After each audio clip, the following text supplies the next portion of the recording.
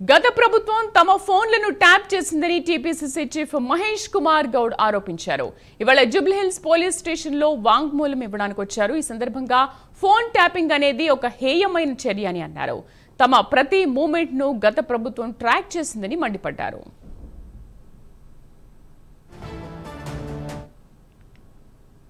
ప్రజాస్వామ్యంలో అధికారులు నిక్కచ్చిగా పనిచేసిన సందర్భంలో ఆనాటి చీఫ్ సెక్రటరీ సోమేశ్వరరావు గారు, డీజీపీ గారు, హోమ్ సెక్రటరీ గారు, లా సెక్రటరీ గారు ఏ రకంగా రాజకీయ నాయకులకి తలొగ్గి అడుగులకు మడుగులో తిన్నారో ఇప్పుడు అర్థమవుతా ఉంది. టెలిగ్రాఫ్ యాక్ట్ ప్రకారము ఫోన్ అనేది ప్రాథమిక హక్కు, మా హక్కు, ప్రైవసీ.